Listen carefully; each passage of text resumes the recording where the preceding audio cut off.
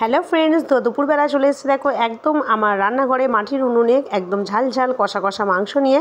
হ্যাঁ, কষা মাংসতে অবশ্যই আলু দেবো, কিন্তু বিয়েবাড়ির মতো একদম স্টাইল হবে, যেটা খেতে দারুণ লাগে। তো মাংস করার জন্য আমি আলুগুলো তো আগে ভেজে নিয়েছি, দেখো নুন আর হলুদ দিয়ে আলুগুলো ভেজে আস্তে আস্তে তুলে দিয়েছি লাল লাল করে।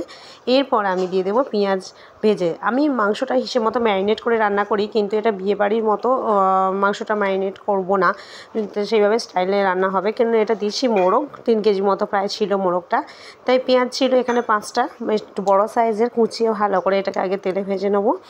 এরপর তেল আর একটু দিয়ে দেবো, যেহেতু মানে মুরগিটা তো অনেকটা বড়, তেল হয়তো অবশ্যই বেরোবে, কিন্তু তাও আমি একটু দিলাম মশলাটা গ্রেভিটা সুন্দর করার জন্য।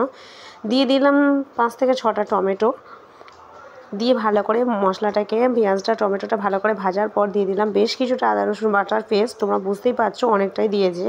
দেওয়ার পরে এখানে ভালো করে এটাকে গ্রেভি করে নেওয়া হবে নেড়ে ছেড়ে। দিয়ে আমি 2 থেকে 3 চামচের মতো নুন হলুদ দেবো, কারণ তরকারি তো হলুদটা তো মাছ, সেই জন্য গ্রেভিটাও আমি ভালো করে বানিয়ে নেবো। এরপর দিয়ে দেবো গুঁড়ো লঙ্কা, যারা কাঁচা লঙ্কা খেতে চাইবে বেটে দিও প্লিজ, তাহলে তরকারিটা খুবই সুন্দর হবে। কিন্তু আমরা যেহেতু একটু গুঁড়ো লঙ্কা খাই, যেহেতু বিশেষ করে চিকেন, কারণ চিকেন হওয়া মানেই একটু লাল লাল ঝাল ঝাল না হলে আমাদের বাঙালিদের চিকেন মনে হয় না। তো ভালো করে দেখো গ্রেভিটা বানানো হয়ে গেছে। এরপর দিয়ে দিচ্ছি একদম ধুয়ে রাখা মাংসটা। এটা দেশি মোরগ, মানে আমাদের বাড়ির আশেপাশে পাওয়া গেছিলো বলে আমরা নিয়েছি।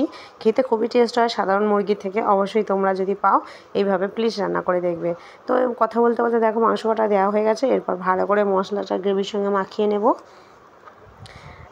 বাদবাকি যতটুকু মাংস ছিল সেটুকু দিয়ে দেবো, দিয়ে একদম ভালো করে মশলাটাকে খুব ভালো করে কষিয়ে নিতে হবে এর সঙ্গে।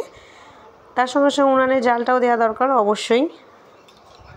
উনানে এই একটা করে কাঠ দিয়ে দিলে এনাফ, খুবই ভালো হয় মাংস কষাটা, মানে চারিদিকে আগুনটা তো লাগে, কারণ গ্যাসের আগুনটা তো একটুখানি। তো এর সঙ্গে কথা বলতে দিয়ে দিলাম চিকেন মশলা, দোকানের চিকেন কষা সানরাইজে পাওয়া যায়, সেটা দিয়ে দিলাম।